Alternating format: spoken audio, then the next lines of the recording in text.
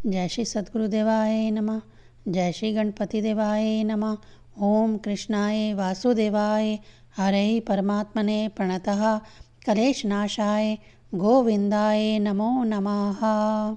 श्रीमद्भागवत महापुराण दशम स्कंद पहला अध्याय पूर्वार्ध।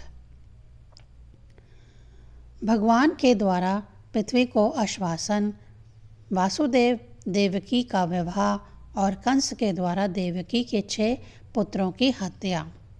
राजा परीक्षित ने पूछा, भगवान आपने चंद्रवंश और सूर्यवंश के विस्तार तथा दोनों वंशों के राजाओं का अत्यंत अद्भुत चरित्र वर्णन किया। भगवान के परम प्रेमी मुनिवर, आपने स्वभाव से ही धर्म प्रेमी यदुवंश का भी विशद वर्णन किया। आप कृपा करके उसी वंश में अपने अंश श्री बलराम जी के साथ अवतीर्ण हुए भगवान श्री कृष्ण के परम पवित्र चरित्र भी हमें सुनाइए। भगवान श्री कृष्ण समस्त प्राणियों के जीवनदाता एवं सर्व आत्मा हैं। उन्होंने यदुवंश में अवतार लेकर जो जो लीलाएं की, उनका विस्तार से हम लोगों को श्रवण कराइए। जिसकी तृष्णा की प्यास सर्वदा के लिए बुझ चुकी है, वे जीव उन्मत्त महापुरुष जिसका पूर्ण प्रेम से अतृप्त रहकर गान किया करते हैं, मुमुक्षी जनों के लिए जो भव रोग का रामबाण औषधि है तथा विषयी लोगों के लिए भी उनके कान और मन को परम आनंद देने वाला है। भगवान श्री कृष्ण चंद्र जी के ऐसे सुंदर सुखद रसीले गुण अनुवाद से पशुघाती अथवा आत्मघाती मनुष्य के अतिरिक्त और ऐसा कौन है जो विमुख हो जाए, उससे प्रीति न करे। श्री कृष्ण तो मेरे कुल देव ही हैं। जब कुरुक्षेत्र में महाभारत युद्ध हो रहा था और देवताओं को भी जीत लेने वाले भीष्म पितामह आदि अति रथियों से मेरे दादा पांडवों का युद्ध हो रहा था, उस समय कौरवों की सेना उनके लिए अपार समुद्र के समान थी, जिसमें भीष्म आदि वीर बड़े बड़े मच्छों को भी निगल जाने वाले तिमी अंगल मच्छों की भांति भय उत्पन्न कर रहे थे। परंतु मेरे स्वनाम धन्य पितामह भगवान श्री कृष्ण के चरण कमलों की नौका का आश्रय लेकर उस समुद्र को अनायास ही पार कर गए। ठीक वैसे ही जैसे कोई मार्ग में चलता हुआ स्वभाव से ही बछड़े के खुर का गड्ढा पार कर जाए। महाराज, मेरा यह शरीर जो आपके सामने है तथा जो कौरव और पांडव दोनों ही वंशों का एकमात्र सहारा था, अश्वत्थामा के ब्रह्मास्त्र से जल चुका था। उस समय मेरी माता जब भगवान की शरण में गई, तब उन्होंने हाथ में चक्र लेकर मेरी माता के गर्भ में प्रवेश किया और मेरी रक्षा की। केवल मेरी ही बात नहीं, वह समस्त शरीरधारियों के भीतर आत्म रूप से रहकर अमृत तत्व का दान कर रहे थे और बाहर काल रूप से रहकर मृत्यु का मनुष्य के रूप में प्रतीत होना, यह तो उनकी एक लीला है। आप उन्हीं की ऐश्वर्य और माधुर्य से परिपूर्ण लीलाओं का वर्णन कीजिए। भगवान, आपने अभी बतलाया था कि बलराम जी रोहिणी के पुत्र थे। इसके बाद देवकी के पुत्रों में भी आपने उनकी गणना की। दूसरा शरीर धारण किए बिना 2 माताओं का पुत्र होना कैसे संभव है? असुरों को मुक्ति दिलाने वाले और भक्तों को प्रेम वितरण करने वाले भगवान श्री कृष्ण अपने वात्सल्य स्नेह से भरे हुए पिता का घर छोड़कर ब्रिज में क्यों चले गए? यदुवंश शिरोमणि भक्तवत्सल प्रभु ने नंद आदि गोप बंधुओं के साथ कहाँ निवास किया? ब्रह्मा और शंकर का भी शासन करने वाले प्रभु ने ब्रज में तथा मधुपुरी में रहकर कौन कौन सी लीलाएं की? और महाराज, उन्होंने अपनी माँ के भाई मामा कंस को अपने हाथों क्यों मार डाला? वह मामा होने के कारण उनके द्वारा मारे जाने योग्य तो नहीं था। मनुष्याकार सच्चिदानंदमय विग्रह प्रकट करके द्वारकापुरी में यदुवंशियों के साथ उन्होंने कितने वर्षों तक निवास किया और उन सर्वशक्तिमान प्रभु की पत्नियां कितनी थीं? मुने, मैंने श्री कृष्ण जी की जितनी लीलाएं पूछी हैं और जो नहीं पूछी, वह सब भी आप मुझे विस्तार से सुनाइए, क्योंकि आप सब कुछ जानते हैं और मैं बड़ी श्रद्धा के साथ उन्हें सुनना चाहता हूँ। भगवान, अन्न की तो बात ही क्या, मैंने जल का भी परित्याग कर दिया है, फिर भी वह असहाय भूख प्यास जिसके कारण मैंने मुनि के गले में मृत सर्प डालने का अन्याय किया था, मुझे तनक भी नहीं सता रही है, क्योंकि मैं आपके मुख कमल से झड़ती हुई भगवान की सुधामयी लीला कथा का पान कर रहा हूँ। सूत जी कहते हैं, शौनक जी, भगवान के प्रेमियों में अग्रगण्य एवं सर्वज्ञ श्री सुखदेव जी महाराज ने परीक्षित का ऐसा समीचीन प्रश्न सुनकर, जो संतों की सभा में भगवान की लीला के वर्णन का हेतु हुआ करता है, उनका अभिनंदन किया और भगवान श्री कृष्ण की उन लीलाओं का वर्णन प्रारंभ किया जो समस्त कलिमलों को सदा के लिए धो डालती है। श्री सुखदेव जी ने कहा, भगवान के लीला रस के रसिक राज ऋषि, तुमने जो कुछ निश्चय किया है वह बहुत ही सुंदर और आदरणीय है, क्योंकि सबके हृदय आराध्य श्री कृष्ण की लीला कथा श्रवण करने में तुम्हें सहज एवं सुदृढ़ प्रीति प्राप्त हो गई है। भगवान श्री कृष्ण के कथा के संबंध में प्रश्न करने से ही प्रवक्ता, प्रश्नकर्ता और श्रोता तीनों ही पवित्र हो जाते हैं। जैसे गंगा जल का जल या भगवान शालिग्राम का चरण अमृत सभी को पवित्र कर देता है। परीक्षित, उस समय लाखों दैत्यों के दल ने घमंडी राजाओं का रूप धारण कर अपनी भारी भार से पृथ्वी को आक्रांत कर रखा था।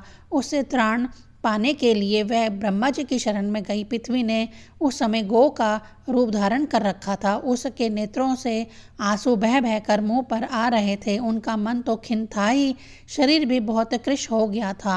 वह बड़े करुण स्वर से रंभा रही थी। ब्रह्मा जी के पास जाकर उसने उन्हें अपनी पूरी कष्ट कथा कहानी सुनाई। ब्रह्मा जी ने बड़ी सहानुभूति के साथ उसकी दुख गाथा सुनी। उसके बाद वे भगवान शंकर, स्वर्ग के अन्य प्रमुख देवता तथा गौ के रूप में आई हुई पृथ्वी को अपने साथ लेकर क्षीर सागर के तट पर गए। भगवान देवताओं के भी आराध्य देव हैं। वह अपने समस्त भक्तों की अभिलाषाएं पूर्ण करते और उनके समस्त क्लेशों को नष्ट कर देते हैं। वह ही जगत के एकमात्र स्वामी हैं। क्षीर सागर के तट पर पहुंचकर ब्रह्मा आदि देवताओं ने पुरुष सूक्त के द्वारा उन्हीं परम पुरुष सर्व अंतर्यामी प्रभु की स्तुति की। स्तुति करते करते ब्रह्मा जी समाधिस्थ हो गए। उन्होंने समाधि अवस्था में आकाशवाणी सुनी। इसके बाद जगत के निर्माणकर्ता ब्रह्मा जी ने देवताओं से कहा, देवताओं, मैंने भगवान की वाणी सुनी है, तुम लोग भी उसे मेरे द्वारा अभी सुन लो और फिर वैसा ही करो। उसके पालन में विलंब नहीं होना चाहिए। भगवान को पृथ्वी के कष्ट का पहले से ही पता है। वे ईश्वरों के भी ईश्वर हैं। अतः अपनी काल शक्ति के द्वारा पृथ्वी का भार हरण करते हुए वे जब तक पृथ्वी की लीला करें, तब तक तुम लोग भी अपने अपने अंशों के साथ यदुकुल में जन्म लेकर उनकी लीला में सहयोग दो। वासुदेव के घर स्वयं पुरुषोत्तम भगवान प्रकट होंगे। उनकी और उनकी प्रियतमा श्री राधा की सेवा के लिए देवांगनाएं जन्म ग्रहण करें। स्वयं प्रकाश भगवान शेष भी, जो भगवान की कला होने के कारण अनंत हैं, अनंत का अंश भी अनंत ही होता है, और जिनके सहस मुख हैं, भगवान के प्रिय कार्य करने के लिए उनसे पहले ही उनके बड़े भाई के रूप में अवतार ग्रहण करेंगे। भगवान की वह ऐश्वर्यशालिनी योग माया भी, जिसने सारे जगत को मोहित कर रखा है, उनकी आज्ञा से उनकी लीला के कार्य संपन्न करने के लिए अंश रूप से अवतार ग्रहण करेंगी। श्री सुखदेव जी कहते हैं, परीक्षित, प्रजापतियों के स्वामी भगवान ब्रह्मा जी ने देवताओं को इस प्रकार आज्ञा दी और पृथ्वी को समझा बुझाकर दढ़ासा बंधाया। इसके बाद वह अपने परम धाम को चले गए। प्राचीन काल में यदुवंशी राजा थे शूरसेन। वह मथुरापुरी में रहकर माथुर मंडल और शूरसेन मंडल का राज्य शासन करते थे। उसी समय से मथुरा ही समस्त यदुवंशी नरपतियों की राजधानी हो गई थी। भगवान श्री हरि सर्वदा यहाँ वहाँ विराजमान रहते हैं। एक बार मथुरा में शूर के पुत्र वासुदेव जी विवाह करके अपनी नवविवाहिता पत्नी देवकी के साथ घर जाने के लिए रथ पर सवार हुए। उग्रसेन का लड़का था कंस। उसने अपनी चचेरी बहन देवकी को प्रसन्न करने के लिए उसके रथ के घोड़ों की रास पकड़ ली। वह स्वयं ही रथ हाँकने लगा। यद्यपि उसके साथ सैकड़ों सोने के बने हुए रथ चल रहे थे। देवकी के पिता थे देवक। अपनी पुत्री पर उनका बड़ा प्रेम था। कन्या को विदा करते समय उन्होंने उसे सोने के हारों से अलंकृत 400 हाथी, 15,000 घोड़े, 1800 रथ तथा सुंदर सुंदर वस्त्र आभूषण से विभूषित 200 सुकुमारी दासियां दहेज में दी। विदाई के समय वर वधू के मंगल के लिए एक ही साथ शंख, तुरही, मृदंग और दुदुम्बियां बजने लगी। मार्ग में जिस समय घोड़ों की रास पकड़कर कंस रथ हाँक रहा था, उस समय आकाशवाणी ने उसे संबोधन करके कहा, अरे मूर्ख, जिसको तू रथ में बैठा कर लिए जा रहा है, उसकी 8वीं गर्भ की संतान तुझे मार डालेगी। कंस बड़ा पापी था, उसकी दृष्टता की सीमा नहीं थी, वह भोज वंश का कलंक ही था। आकाशवाणी सुनते ही उसने तलवार खींच ली और अपनी बहन की चोटी पकड़कर उसे मारने के लिए तैयार हो गया। वह अत्यंत क्रूर तो था ही, पाप कर्म करते करते निर्लज्ज भी हो गया था। उसका यह काम देखकर महात्मा वासुदेव जी उसको शांत करते हुए बोले। वासुदेव जी ने कहा, राजकुमार, आप भोज वंश के होनहार वंशधर तथा अपने कुल की कीर्ति बढ़ाने वाले हैं। बड़े बड़े शूरवीर आपके गुणों की सराहना करते हैं। इधर यह तो एक स्त्री, दूसरे आपकी बहन और तीसरे यह विवाह का शुभ अवसर। ऐसी स्थिति में आप इसे कैसे मार सकते हैं? वीरवर जो जन्म लेते हैं उनके शरीर के साथ ही मृत्यु भी उत्पन्न होती है। आज हो या 100 वर्ष के बाद जो प्राणी है उसकी मृत्यु होगी ही। जब शरीर का अंत हो जाता है तब जीव अपने कर्म के अनुसार दूसरे शरीर को ग्रहण करके अपने पहले शरीर को छोड़ देता है। उसे विवश होकर ऐसा करना पड़ता है। जैसे चलते समय मनुष्य एक पैर जमा कर ही दूसरा पैर उठाता है, और जैसे जोंक किसी अगले तिनकों को पकड़ लेती है तब पहले के पकड़े हुए तिनकों को छोड़ती है, वैसे जीव भी अपने कर्म के अनुसार किसी शरीर को प्राप्त करने के बाद ही इस शरीर को छोड़ता है। जैसे कोई पुरुष जागृत अवस्था में राजा के ऐश्वर्य को देखकर और इंद्र आदि के ऐश्वर्य को सुनकर उसकी अभिलाषा करने लगता है और उसका चिंतन करते करते उन्हीं बातों में घुल मिलकर एक हो जाता है तथा स्वप्न में अपने को राजा या इंद्र के रूप में अनुभव करने लगता है, साथ ही अपने दृढ़ अवस्था के शरीर को भी भूल जाता है। कभी कभी तो जागृत अवस्था में ही मन उन बातों का चिंतन करते करते तन्मय हो जाता है और उसे स्थूल शरीर की सुधि भी नहीं रहती। वैसे ही जीव कर्मकृत कामना और कामनाकृत कर्म के वश होकर दूसरे शरीर को प्राप्त हो जाता है और अपने पहले शरीर को भूल जाता है। जीव का मन अनेक विकारों का पुंज है। देहांत के समय वह अनेक जन्मों के संचित और प्रारब्ध कर्मों की वासनाओं के अधीन होकर माया के द्वारा रचे हुए अनेक पंच भौतिक शरीरों में से जिस किसी शरीर के चिंतन में तल्लीन हो जाता है और मान बैठता है कि यह मैं हूँ, उसे वही शरीर ग्रहण करके जन्म लेना पड़ता है। जैसे सूर्य, चंद्रमा आदि चमकीली वस्तुएं जल से भरे हुए घड़ों में या तेल आदि तरल पदार्थों में प्रतिबिंबित होती हैं और हवा के झोंके से उनके जल आदि के हिलने डुलने पर उसमें प्रतिबिंबित वस्तुएं भी चंचल जान पड़ती हैं, वैसे ही जीव अपने स्वरूप के अज्ञान द्वारा रचे हुए शरीर में राग करके अपने आप मान बैठता है और मोहवश उनके आने जाने को अपना आना जाना मानने लगता है। इसलिए जो अपना कल्याण चाहता है उसे किसी से द्रोह नहीं करना चाहिए, क्योंकि जीव कर्म के अधीन हो गया है और जो किसी से भी द्रोह करेगा उसको इस जीवन में शत्रु से और जीवन के बाद परलोक से भयभीत होना ही पड़ेगा। कंस, यह आपकी छोटी बहन अभी बच्ची और बहुत दीन है, यह तो आपकी कन्या के समान है। इस पर अभी अभी इसका विवाह हुआ है, विवाह के मंगल चिन्ह भी इसके शरीर पर से अभी नहीं उतरे हैं। ऐसी दशा में आप जैसे दीन वत्सल पुरुष को इस बेचारी का वध करना उचित नहीं है। श्री सुखदेव जी कहते हैं, परीक्षित, इस प्रकार वासुदेव ने प्रशंसा आदि, साम नीति और भय आदि भेद नीति से कंस को बहुत समझाया, परंतु वह क्रूर तो राक्षसों के अनुयायी हो रहा था, इसलिए उसने अपने घोर संकल्प को नहीं छोड़ा।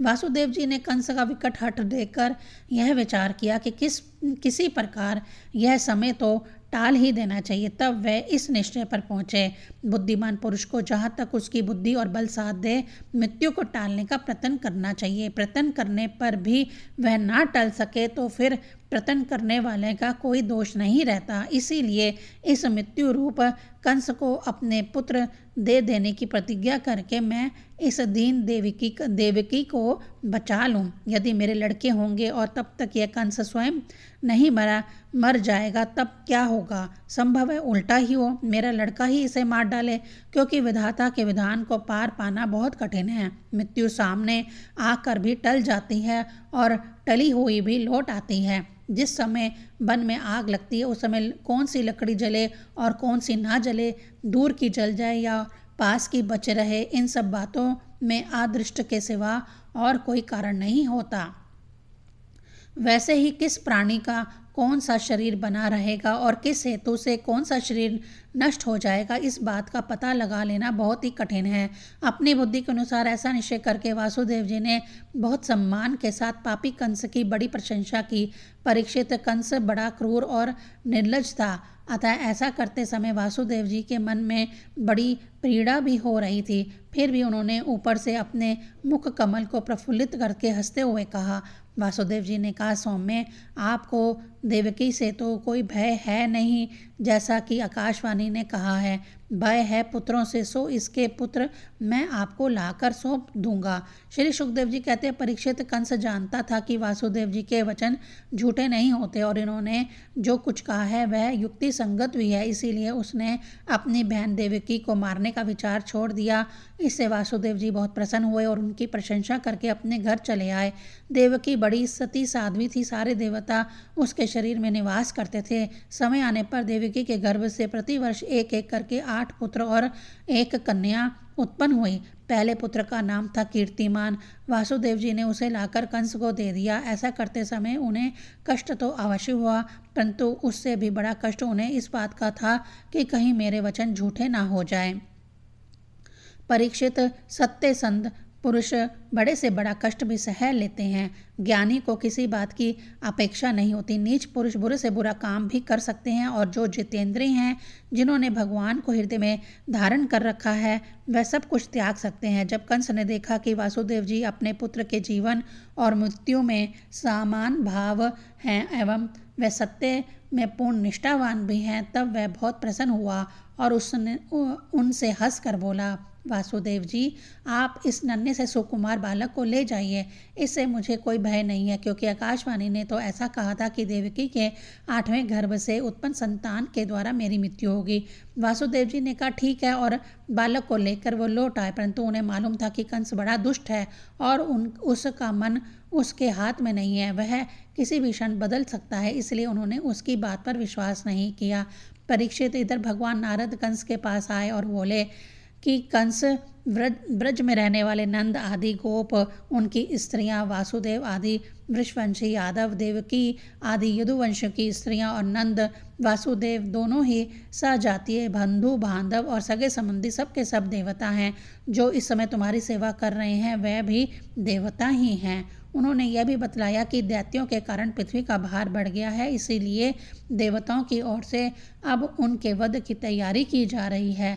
जब देवर्षि नारद इतना कहकर चले गए तब कंस को यह निश्चय हो गया कि यदुवंशी देवता हैं और देवकी के गर्भ से विष्णु भगवान ही मुझे मारने के लिए पैदा होने वाले हैं।